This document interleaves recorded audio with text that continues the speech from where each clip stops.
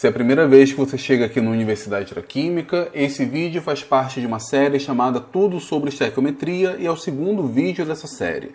Se você quiser que eu continue com essa série, quiser me apoiar, então por favor compartilhe esse vídeo, dê o seu like, se inscreva na Universidade da Química e se quiser apoiar mesmo o projeto da Universidade da Química, você pode contribuir sendo um membro aqui do canal. Se você quiser aprofundar ainda mais o seu conhecimento em Química e também ajudar a Universidade da Química, você pode fazer as assinaturas dos cursos de Universidade da Química, Química Geral, Química Orgânica, Química Inorgânica, Físico-Química. Todos os cursos são voltados para a área de graduação em Química, então com certeza você vai aumentar em muito o seu conhecimento. Mas vamos lá, esse vídeo aqui ele tem por objetivo a gente identificar uma relação entre o número de mols e o volume. Entre o número de mols e o número de partículas, ou entre o número de mols e a massa, nós vimos na aula anterior, no vídeo anterior dessa série. Qual é a relação que existe entre o número de mols e o volume? A resposta para isso é depende. Depende do estado físico. Se nós estivermos falando, por exemplo, de um sólido ou de um líquido, nós conseguimos fazer uma relação utilizando a densidade. Por quê? Pelo número de mols a gente acha a massa, se a gente tem a densidade, a gente consegue determinar o volume. Para ficar claro, um exemplo. Qual o volume de 2,5 mols de ferro, sabendo que a densidade do ferro é 25 graus Celsius, densidade depende da temperatura, porque ela depende do volume, e o volume depende da temperatura. Então fixamos aqui 25 graus Celsius, a densidade é 7,874 gramas por centímetro cúbico. Como que a gente faz isso? Bom, primeiro a gente precisa saber qual é a massa associada a 2,5 mols de ferro. 1 mol corresponde a 56 gramas, olhando lá na tabela periódica, 2,5 mol corresponde a X. X corresponde, portanto, a 140 gramas.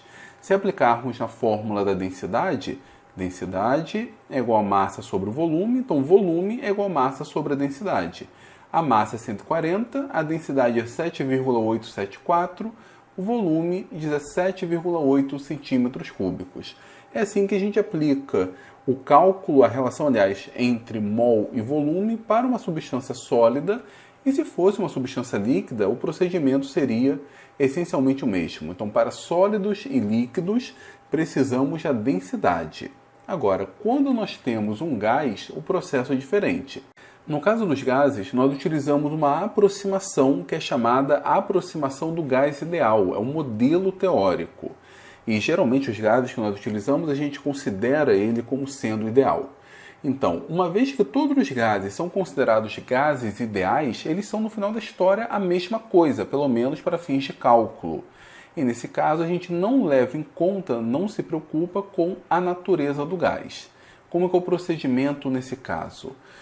Um gás ideal ele vai ter o seu volume como sendo uma função, como tendo dependência apenas da temperatura e da pressão, e não da natureza do gás. O cálculo que a gente fizer para o nitrogênio é o mesmo para o oxigênio. Notem que para um sólido e um líquido isso não vale, porque nós precisamos da densidade e cada substância tem a sua densidade. A equação que rege o comportamento de um gás ideal, aquilo que diz que aquele gás de fato é um gás ideal, é essa equação aqui, talvez você conheça, talvez não, se for a primeira vez, é essa equação aqui, PV igual a nRT. Notem que nós temos aqui P de pressão, V de volume, N de número de mols, R que é a constante dos gases, T é a temperatura, mas a gente não tem aqui a natureza do gás, não tem nada que indique que seja oxigênio, nitrogênio, argônio, neônio, enfim. E aí o que nós fazemos é o seguinte, a gente pega o volume, permanece no primeiro membro, pega o número de mols, jogamos para o primeiro membro, e a pressão jogamos para o outro lado. Ao fazer isso, nós temos essa igualdade entre as frações. Volume dividido pelo número de mols é o que nós chamamos de volume molar, o volume para 1 mol desse determinado gás. O volume molar ele é igual a essa constante, 0,082, é o valor de R. Esse valor de R aqui, 0,082, ele está em atm litro por Kelvin mol. Isso significa que a unidade dele de pressão é atm e o volume é em litros. Temperatura sempre vai ser em Kelvin, mas a gente pode mudar, por exemplo, a unidade de pressão. Esse R pode assumir outros valores e aí a gente tem que tomar cuidado então com as unidades utilizadas. Mas nesse caso aqui, percebam, o volume de um mol de gás depende desse valor, que é uma constante, 0,082, mas ele depende especificamente da temperatura e da pressão. Mudando a pressão, mudamos o volume. Mudando a temperatura, mudamos o volume. Mantendo a temperatura fixa e a pressão fixa, o volume é fixo, independentemente do gás. Então vamos pegar aqui alguns exemplos. Qual o volume molar dos seguintes gases na temperatura de 60 graus Celsius e pressão de 1 atm? Então aqui nós temos gás carbônico, vapor d'água, nitrogênio, gás hilariante, oxigênio, ar, com a mistura de gases, e o bafo de dragão, que seja lá o que for isso. Enfim, precisa fazer uma conta para cada um desses gases? Não, porque nós assumimos que eles apresentam o comportamento ideal, mesmo que isso seja uma mentira. Mas a gente está assumindo, pelo menos pela forma que eu mostrei para vocês, e pelas contas que geralmente nós fazemos em provas, concursos, processos seletivos, a gente considera tudo isso, até mesmo o bafo de dragão, como sendo um gás ideal. E se são gases ideais, o volume vai ser exatamente o mesmo, porque o volume não depende da natureza, depende apenas da temperatura e pressão.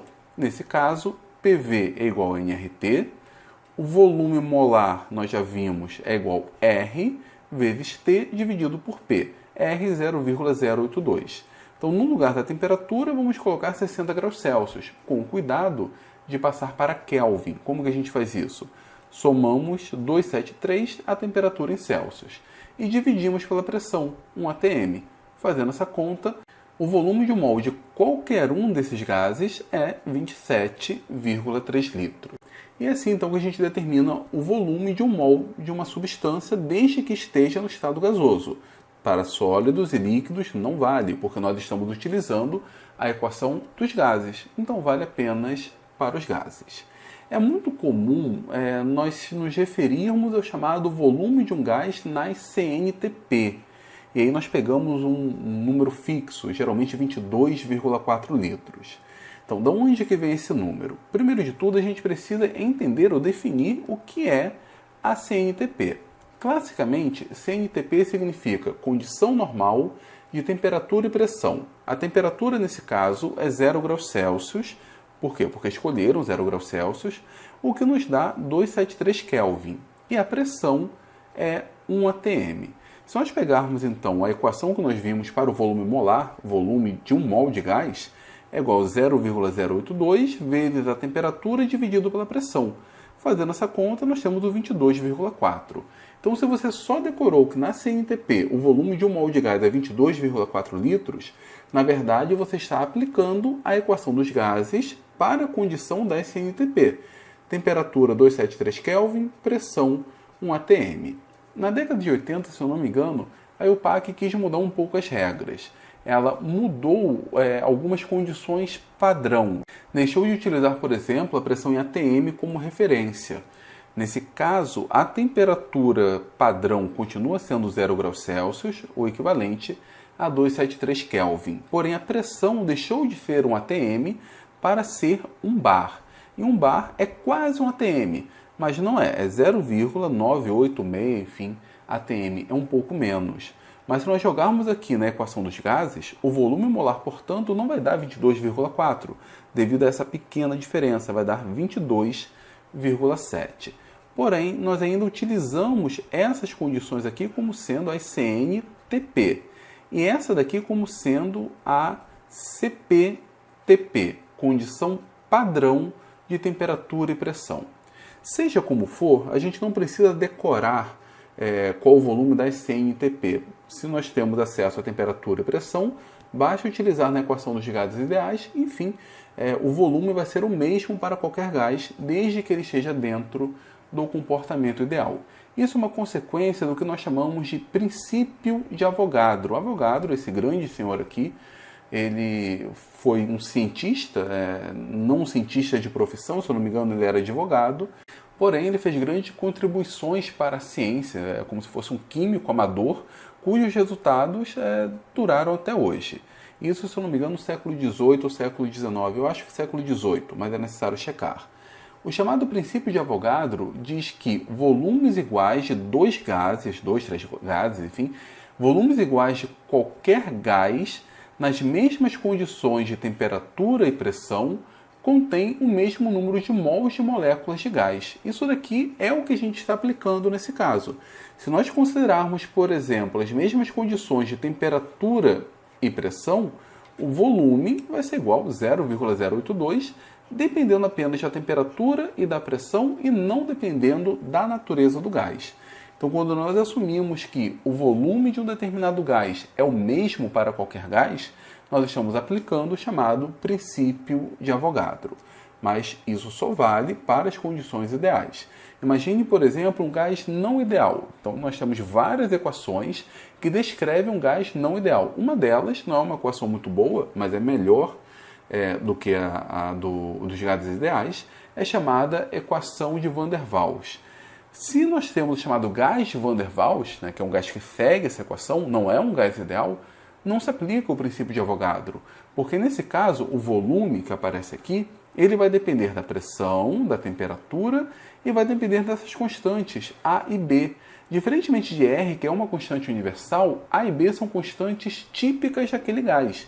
Está associado, por exemplo, às interações intermoleculares. Então, se a gente pensa, por exemplo, em um gás não ideal, não vale o princípio de Avogadro. Cada mol de gás vai ter variações no seu volume. Pode ser uma variação pequena, mas não vai ser o mesmo volume para todo mundo.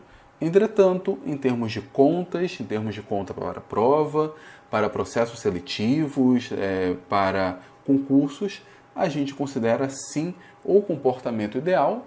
Então, o volume desse gás vai ser regido pelo PV igual a nRT, ou então, se tiver nas CNTP clássicas, enfim, um mol corresponde a 22,4 litros, independentemente do gás.